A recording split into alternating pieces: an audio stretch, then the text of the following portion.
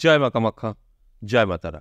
আজ একটি গুরুত্বপূর্ণ বিষয় নিয়ে আলোচনা করব। আজকের আলোচনার বিষয় অবশ্যই নাগ পঞ্চমী নিয়ে। ঠিকই শুনেছেন, আগামী ৯ আগস্ট নাগ পঞ্চমী। শুধু তাই নয়, তার সাথে একাধিক রাজ্য তৈরি হবে। এই যে নাগ পঞ্চমীর দিন একাধিক রাজ্য, এটাও কিন্তু একটা ভালো প্রভাব বিস্তার করবে। আমি যে রাশিগুলোর কথা বলবো, ৫টা রাশির জাতক জাতিকাদের নিয়ে, এই ৫টা রাশির জাতক জাতিকাদের উপর। ফলে কি হবে? রাজার হালে থাকবে। ঠিকই শুনেছেন। আজকের আলোচনা এই নাগপঞ্চমীর দিন বেশ কিছু রাজ্য তৈরি হবে, তার সাথে সাথে এই যে একটা ঈশ্বরের কৃপা, সব মিলিয়ে রাজার হালে থাকবে এই ৫ রাশির জাতক জাতিকারা। এই নিয়ে বিস্তারিত আলোচনা করব। কি সেই রাজ্য, কেনই বা রাজার হালে থাকবে, কি নিয়ম মেনে চলতে হবে, সবটাই থাকবে। জানতে হলে কি করতে হবে? সম্পূর্ণ ভিডিওটা দেখতে হবে। কেটে কেটে দেখলে কিন্তু অনেক কিছু মিস করে ফেলবেন, কিছুই বুঝতে পারবেন না। তাই অনুরোধ রইল, শেষ পর্যন্ত প্রোগ্রামটা দেখুন। অনেক কিছু জানতে পারবেন, অনেক কিছু বুঝতে পারবেন। তাহলে আসুন বিস্তারিত আলোচনা করে আপনাদের বোঝানোর চেষ্টা করি। দেখুন, এই যে আগামী ৯ আগস্ট নাগপঞ্চমী, যে কথাটা বললাম, নাগপঞ্চমী তো হতেই পারে, হয়ই, কিন্তু এত ভালো সময় হওয়ার কারণটা কি? নাগপঞ্চমীতে তো অবশ্যই আমরা একটা ঈশ্বরের কৃপা পাবই, তার সাথে সাথে এই যে বেশ কিছু রাজ্য বললাম, এই রাজ্যগুলো কিন্তু অনেকটা মানে আর্থিক উন্নতি হবার সুযোগ করে দেবে। যে কারণে আমি বললাম যে রাজার হালে থাকতে পারে। সেই রাজ্যগুলো কি কি সেগুলো একটু বলি, তাহলে আপনাদের বুঝতে সুবিধা হবে। দেখুন, এই যে নাগপঞ্চমীর দিন বেশ কিছু রাজ্য, সেই রাজ্যগুলো আমি এখন আপনাদের বলবো, তাহলে আপনারা দেখবেন অনেকটাই বুঝতে পারবেন। দেখুন, শনি গ্রহ কিন্তু তৈরি করবে শশ নামক মহাপুরুষ রাজ্য। এটা কিন্তু অত্যন্ত একটা শুভ। তারপরে দেখুন, বুধ ও শুক্র মিলে তৈরি করবে লক্ষ্মীনারায়ণ রাজ্য। এটাও কিন্তু অত্যন্ত শুভ। এবং বৃহস্পতি মঙ্গল, এই দুটো গ্রহ মিলে তৈরি করবে কুলদীপক রাজ্য। এছাড়াও একাধিক রাজ্য কিন্তু তৈরি হবে। চন্দ্র, সেও কিন্তু শুভ অবস্থায় থাকবে। তাই এই যে রাজ্যগুলো অত্যন্ত শুভ ফল দেবে এই নাগপঞ্চমীর দিন থেকেই।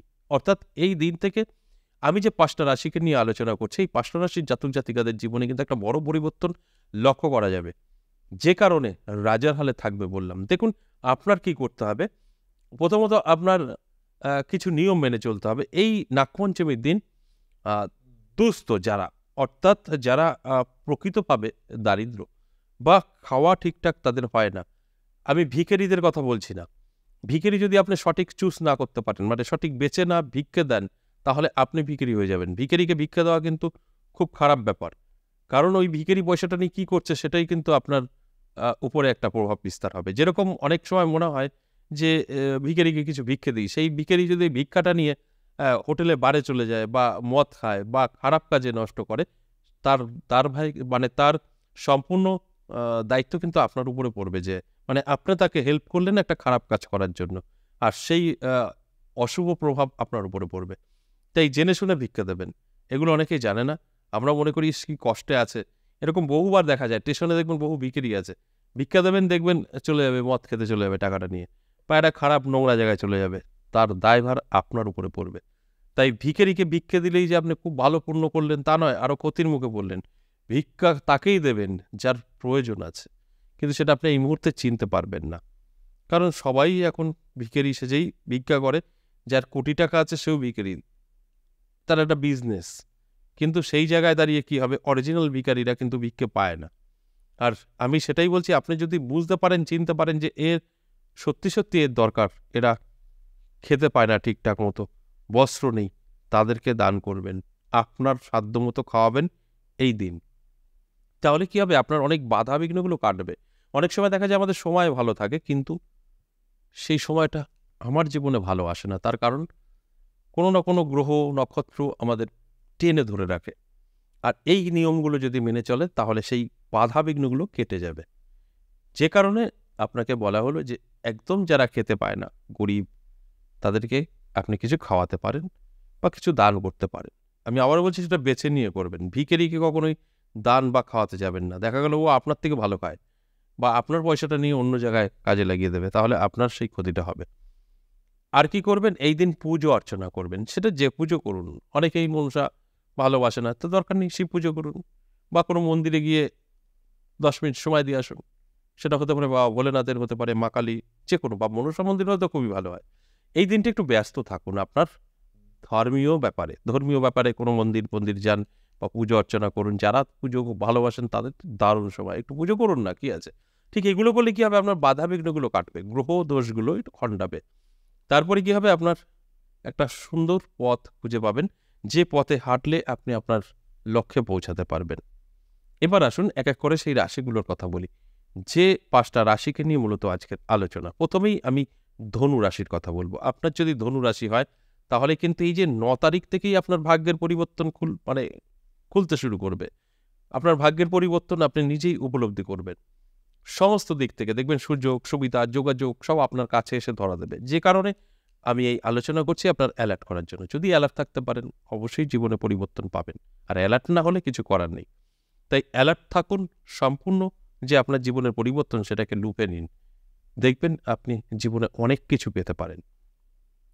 এরপর 2 নাম্বার যে রাশির কথা বলবো, কর্কট রাশি। দারুণ সময় থাকবে। কর্কট রাশির জাতক জাতিকাদের আমি বলবো অবশ্যই এই 9 তারিখ থেকে আপনার জীবনের একটা বড় পরিবর্তন আপনি উপলব্ধি করতে পারবেন। এই টাইমটা আপনাকে অ্যালার্ট থাকতে হবে এবং সম্পূর্ণভাবে জেগে থাকতে হবে। তাহলেই এই সুযোগগুলো আপনি গ্রহণ করতে পারবেন। আর যে কথাগুলো বললাম ওগুলো অবশ্যই করবেন। 9 তারিখ যেদিন আ এই নাগ পঞ্চমী, সেদিন একটু পুজো অর্চনা করবেন।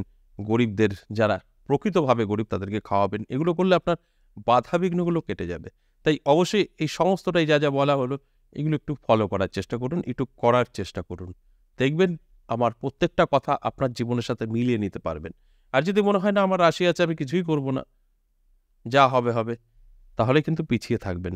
রাশি থাকলেই হয় না, কিছু চেষ্টাও তো করতে হয়। এরপর 3 নাম্বার যে রাশির কথা বলবো, মেষ রাশি। দারুণ সময় থাকবে মেষ রাশির জাতক জাতিকাদের। আমি বলবো আপনার মেষ রাশি অবশ্যই 9 তারিখ আসবে। এই 9 তারিখ থেকে আপনার জীবনের কিন্তু পরিবর্তন শুরু হয়ে যাবে। নানা দিক থেকে দেখবেন আপনার ভাগ্য চমকাতে থাকবে, কারণ সময়টা অতি শুভ থাকবে। বেশ কিছু রাজ্য এবং তার সাথে একটা মায়ের কৃপা, ঈশ্বরের আশীর্বাদ, আমরা যাই বলি না কেন সেটাও কিন্তু থাকবে। ফলে কি হবে, আপনার কিন্তু আর্থিক উন্নতি হবে চোখে পড়ার মতো। তবে কিছু নিয়ম যেগুলো বলা আছে একটু মেনে চলবেন। দেখবেন সব পরিষ্কার হয়ে যাবে এবং যত বাধা আছে আপনার জীবনে কেটে যাবে। এরপর 4 নাম্বার যে রাশির কথা বলবো, তুলা রাশি। এই তুলা রাশির জাতক জাতিকাদেরও জীবনে কিন্তু পরিবর্তন আসবেই আসবে। নানা দিক থেকে সুযোগ, যোগাযোগ এগুলো কিন্তু আসবে। যে কারণে আমি অ্যালার্ট করি আপনাদের। এই রাশিগুলোর নাম বলার উদ্দেশ্য হচ্ছে অ্যালার্ট করা। যে আপনারা যখনই অ্যালার্ট থাকবেন তখনই কিন্তু এগুলো লুপে নিতে পারবেন। আর যখনই লুপে নিতে পারবেন তখনই কিন্তু আপনার ভাগ্যের পরিবর্তনটা ঘটবে। অটোমেটিক তো কিছু হয় না। যারা অটোমেটিক ভাবছেন সব পেয়ে যাবেন, তাদের উদ্দেশ্যে বলব এগুলো ভুল ধারণা। অটোমেটিক কিছু কখনো হয় না। তাই চেষ্টা আপনাকে করতেই হবে, পরিশ্রম আপনাকে করতেই হবে। তবে গিয়ে যদি কোনো রকম সফলতা আপনার আসে। চেষ্টা না করলে কখনোই সফলতা আসবে না। তাই অবশ্যই এই কাজটা করুন। দেখবেন আপনার জীবনে নানা দিক থেকে কিন্তু সফলতা পাবেন। এরপরে আসুন শেষ 5 নাম্বার যে রাশির কথা বলব, সিংহ রাশি।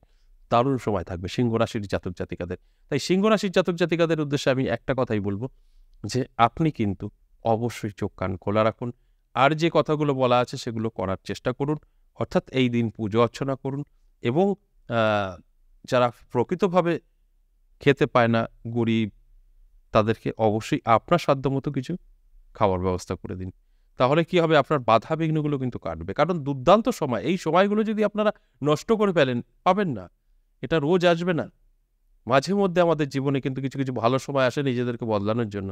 কিন্তু সাধারণভাবে আমরা জানতে পারি না। তাই আমি বা আমার মতো যারা আছে, সময়গুলোকে আপনাদের কাছে প্রেজেন্ট করা হয়। তার মানে এটাই, আপনারা যারা এইগুলো একটা সতর্কভাবে বা অ্যালার্ট করার জন্য আমরা বলছি, সেইভাবে যারা দেখবেন, যেটা উনি বলল তাহলে করে দেখি, তাহলেই আপনার জীবনে পরিবর্তন আসবে। আর যারা ভাবছেন যে উনি বলে দিয়েছে একদম 100% আমার জীবনে ঘটে যাবে, কিছু করব না, সেটাই তো ভুল। আর তাদের সাথেই কিন্তু কিছুই মিলবে না। তারা মিলিয়ে নিতে পারবে না। কারণ এটা সঠিক নয়, বেঠিক। তাই সঠিকটা এটাই, অ্যালার্ট করা হয়। আপনারা সঠিকভাবে চললে জীবনে পরিবর্তন আসবে। আজ এ পর্যন্তই, আবারও আসবো নেক্সট ভিডিও নিয়ে। ততক্ষণ ভালো থাকুন। নমস্কার।